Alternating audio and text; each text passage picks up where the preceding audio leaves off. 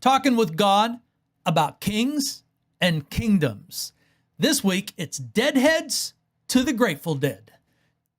1 Samuel chapter 27 to 31 is where we're going to be. Come on in, let's check it out together. All the Bubbas of the world, we got one mission in mind. Welcome to the Biblical Channel. Always glad somebody is showing up.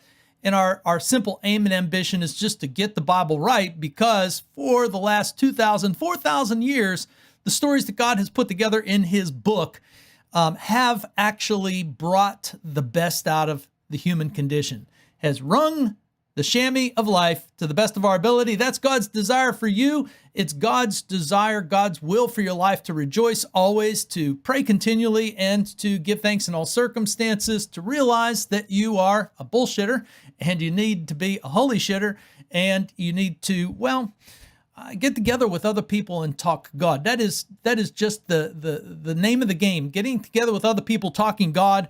That's what church is all about. That's what, gathering with the brothers and the sisters under the banner of Jesus Christ is always about. The very word church means gathering. It's just God's idea that we would get together, talk about him, and that we would rely on him and rely on each other, all in the same package. So the cross represents the vertical relationship that we have with God, and that's great. And the crossbeam represents the horizontal relationship we have with others. Anywho, we are going to close out our time in 1 Samuel. We're going to go from chapter 27 to 31. It's a long way to get there, but we're going to do what they say can't be done. And I've already alluded to the fact that these chapters remind me of the Deadheads and the Grateful Dead, of which I am one.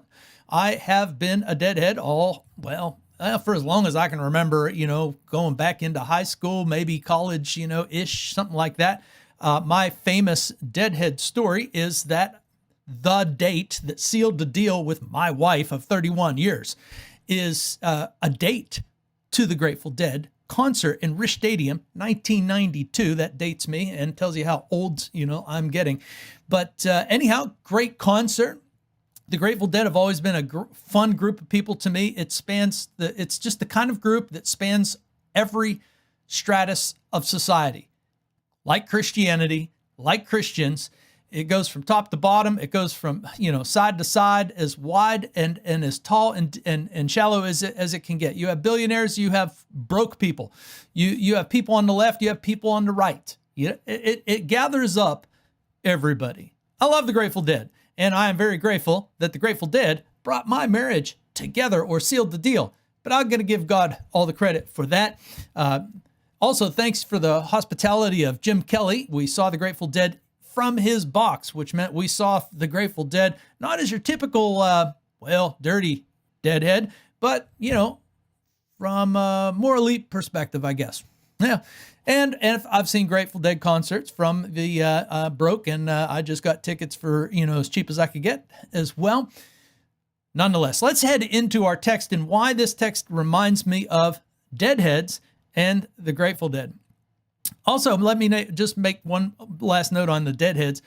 Deadheads are cool because, they can be some of the smartest people in the world and also some of the dumbest people in the world. It really does gather up all kinds. And Christianity is the same exact way. God's people are in the same, all-inclusive kind of group. There is nobody who is excluded. Come on in, the water is fine, so to speak. But as we come into this passage, last week we noticed that David and Saul, and we know in the storyline that David has been chosen to be king of Israel. Saul has not warmed up to this idea. He is the king of Israel. And, it's been a cat and mouse game between the two of them.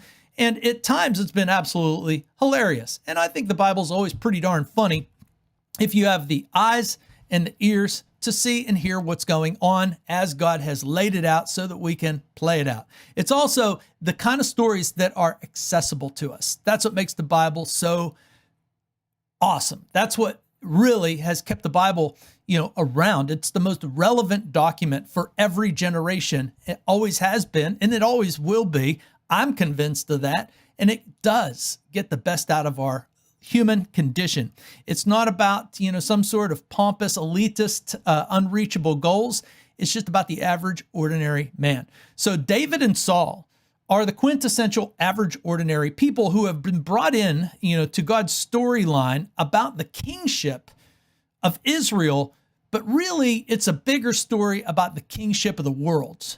And that story about the kingship of the world, and that's why I've got my Mammoth King of the Mountain shirt on, that story about the king of the world ultimately climactically ends in the person of Jesus Christ. So Saul and David are just fun guys in the story that God has put together. They are both commoners. There's nothing extraordinary about them. They do some extraordinary things, but in chapter 26, we see that both of them are actually, as I called last week's talk, hitting the spearhead. They're on point. Both David and Saul say things that, kind of make you feel like, okay, both of them are on track. They are both, working, under the same umbrella in the same tent. Maybe Saul has learned his ways. We have our doubts because he doesn't pick up on things very well. But we now expect a lot out of David, at least.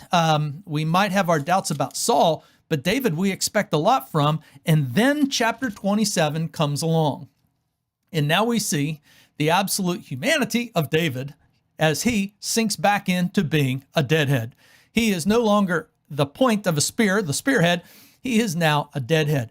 And Saul, well, no hope for Saul either. He turns into a deadhead too. So both David and Saul are going to turn into deadheads, not spearheads, but deadheads. And they are going to travel around with their head being dead. And it is funny how, my dad used to tell me all the time, he says, man, if it wasn't for your neck, you'd lose your head. We all lose our head. Losing our head is part of life. We're all, a bit, on the silly side. And the quicker we come to that realization, the better off we all are going to be. And the funner we will become if we don't take ourselves so doggone seriously. And anyhow, so David's story, we find David in chapter 27 now worried. He's worried that Saul is going to kill him. He is now fearing for his life, despite all of the saving events that God has brought to him, despite all of the wonderful works that David has seen God do in his life. Despite all of that, it doesn't matter. David is now worried and he's anxious and he thinks that Saul is going to kill him. And that leads David to take matters into his own hands.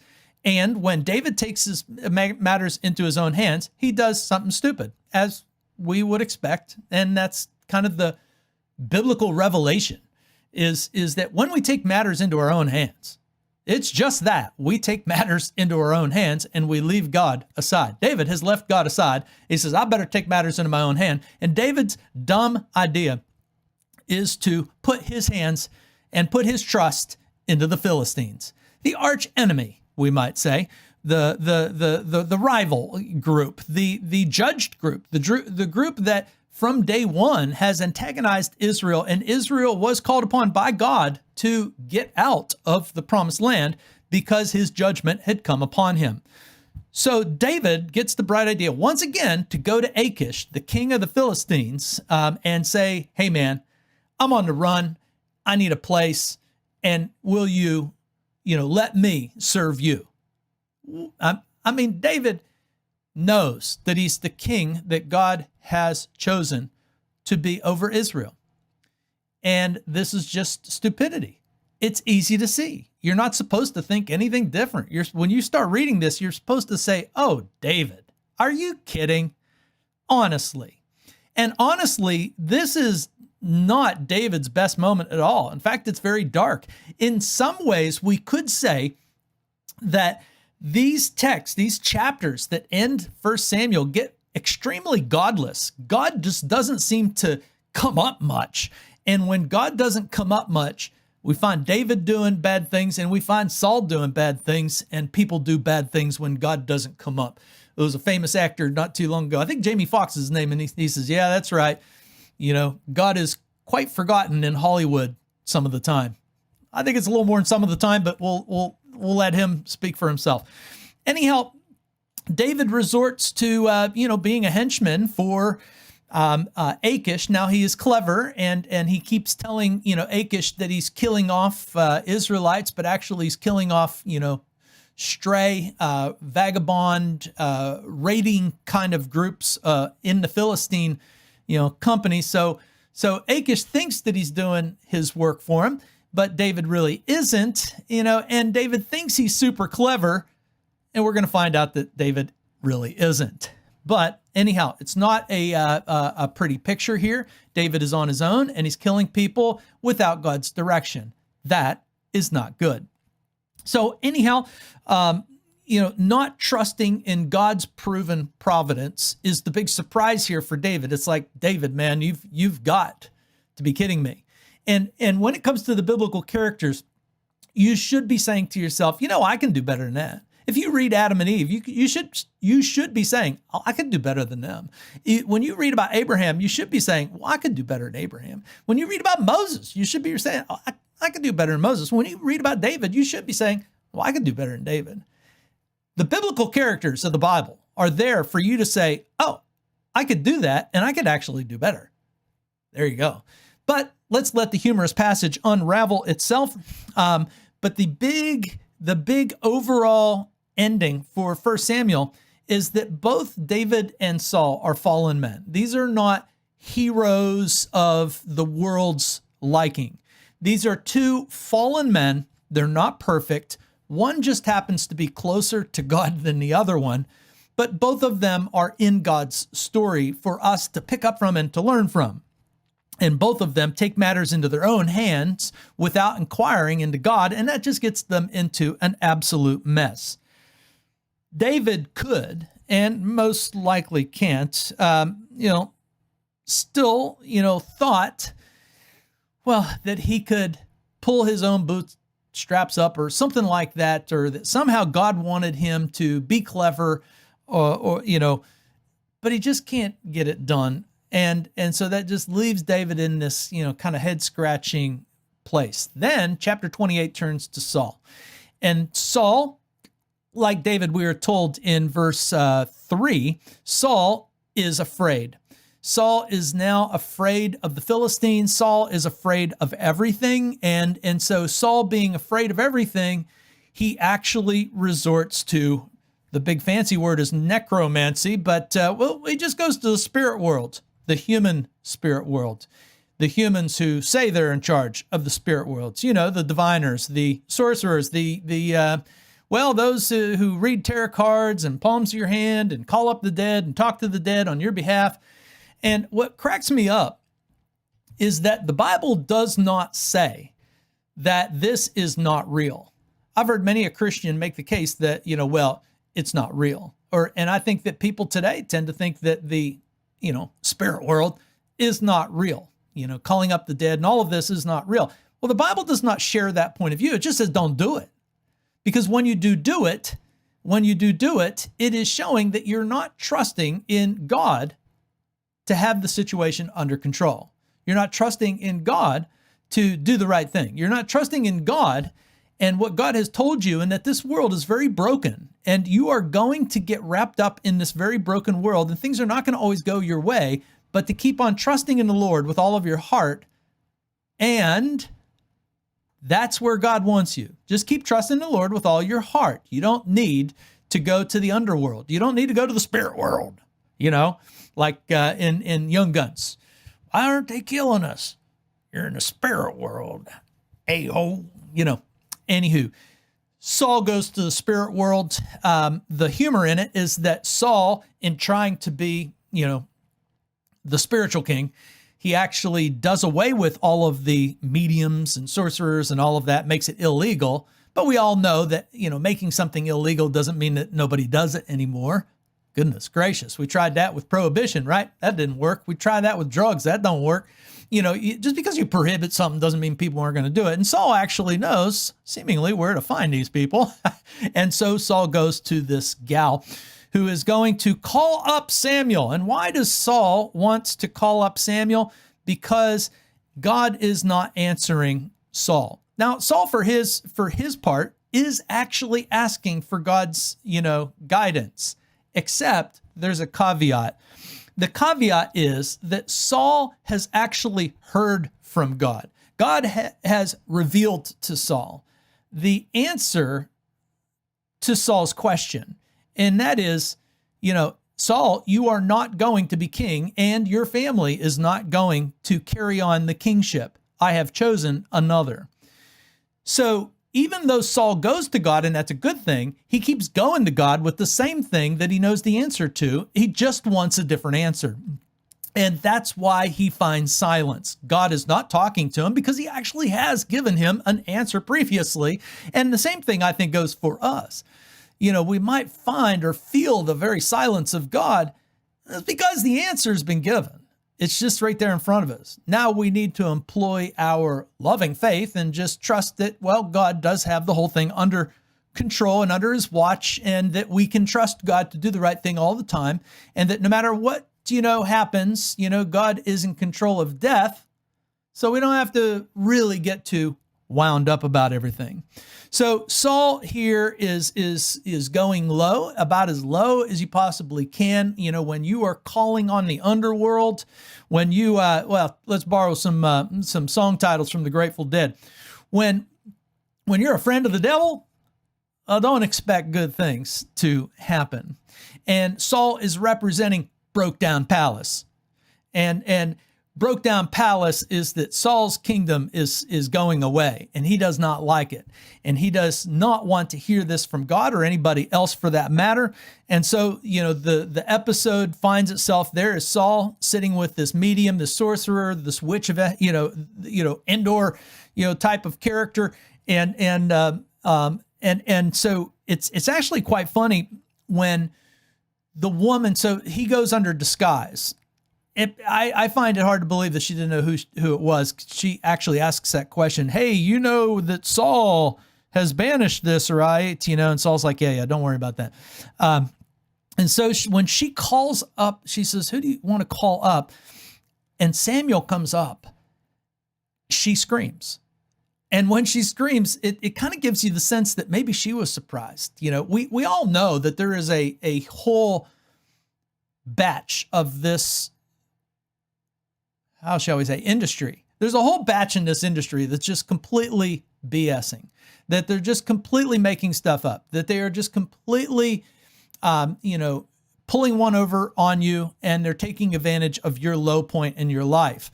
We know that. And we know that that there is a whole group of these people. So it would be funny for some of these people to actually get success. I think and that's kind of the sense that you maybe get here, is that all of a sudden she's like, oh my God, this thing is working. and lo and behold, it is Samuel who comes up, and Samuel says, what are you doing? Again, it's very funny, very humorous, very, very clever. He says, why have you disturbed me? And then Saul, basically lays it all to Samuel. And Samuel basically says, you have received all these answers. Quit bothering me. And I think that, ultimately this, is a passage that's near and dear to all of us, because we all tend to think that we, shouldn't bother God. And that when we do, we tend to have this thought. We either think that we shouldn't bother God, because, God shouldn't be bothered, or that when we do bother him, we think that he should immediately do everything we want him to do. And both of those things are part of the human condition that the Bible's just helping us to say, yeah, God gets it. God always gets it.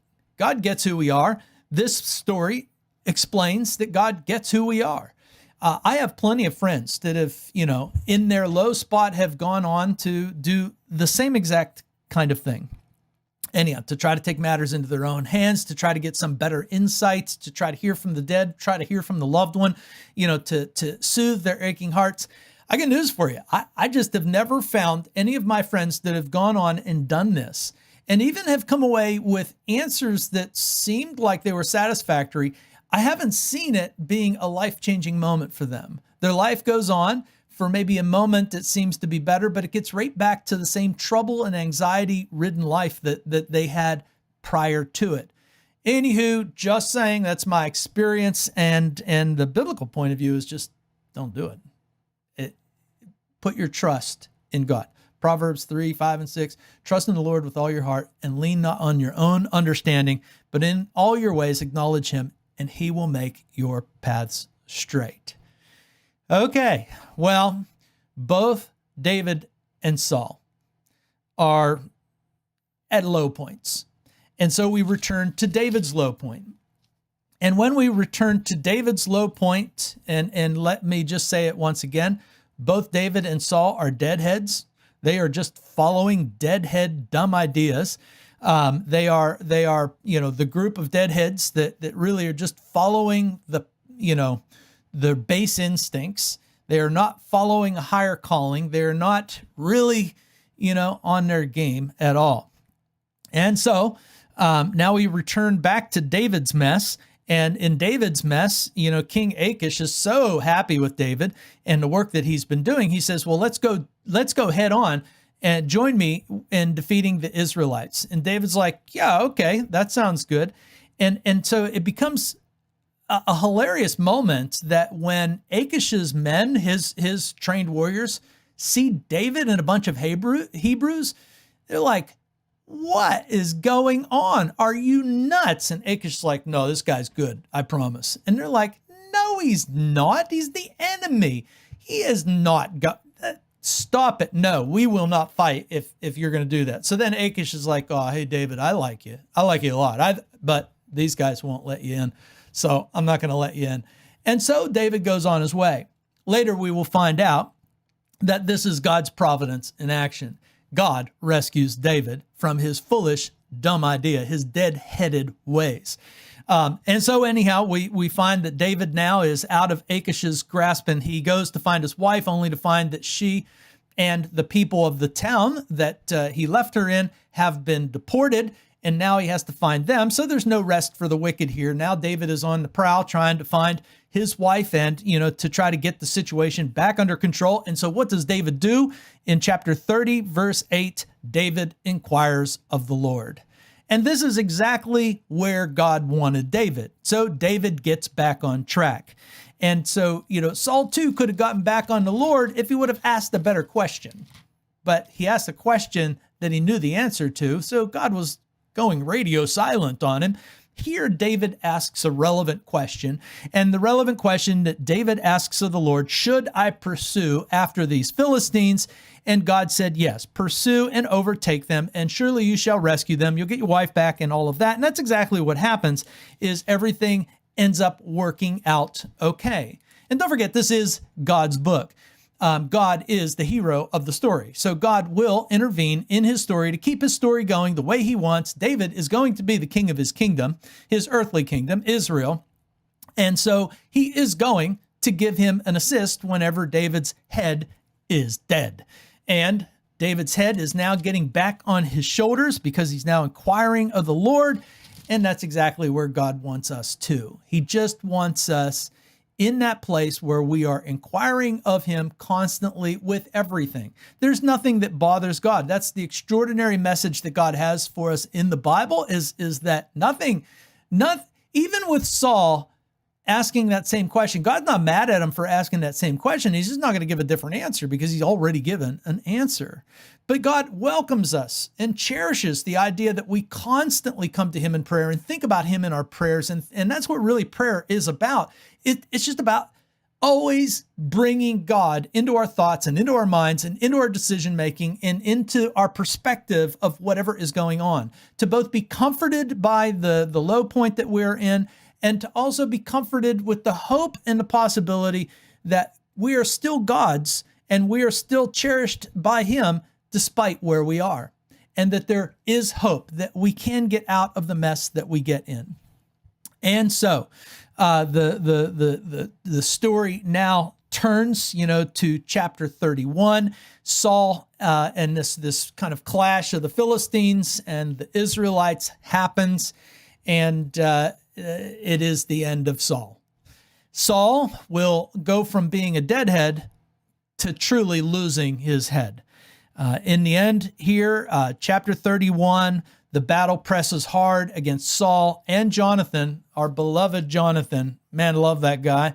But Jonathan, with his father and his two brothers, die. They are killed. And the Philistines take them and they cut Saul's head off and they make a mockery of all of this. We'll pick back up with that in 2 Samuel chapter 1 as to what, then happens. But 1 Samuel closes with losing your head. And so, how might we recap this, section? Not a whole lot of, big spirituality, just some basic spirituality. That don't be a deadhead, be the Grateful Dead. David transitions from a deadhead to the Grateful Dead, getting back to inquiring of the Lord and trusting in the Lord with all of his heart. Saul goes from being a deadhead to losing his head, and we could have suspected this might have happened, and it is going to be the end of the story with Saul, which is going to be the true beginning of the story with David. He will become king of Israel. But when we get to the end of David's life, we will find that he is not the real king that humanity has been looking for. He is not the savior of all humanity. That king is coming, and that king comes in another 1,000 years as God brings his climactic story to an end in Jesus Christ. But it's still the same story, ladies and gentlemen, and that's what makes the biblical narrative so extraordinary and fun. It is extraordinary because it's ordinary, but at the same time, it's extraordinary because it's God's. And God is bringing a true king to the world. In the life of David and Saul, we see that making a friend of the devil is not a good idea. That there's fire on the mountain, as we might sing. The fire on the mountain, flushes David out to the Philistines, and he makes a friend with the devil. Saul makes a friend with the devil, with the witch, who calls up Samuel. And all of this just brings out a box of rain. But David keeps on trucking. Trucking is what we need to do. And yes, it's a long, strange trip. It's a long, strange trip that David goes through, but David keeps his eye on the prize, and the prize is God. And as he keeps his eye on the prize, he truly is an ordinary hero. He is the kind of hero that is available to all of us, keeping our eye and keeping our relationship on with God. And when we do that, we are playing in the band. We are playing in the band. And, we keep messing around in life and creating touches of gray.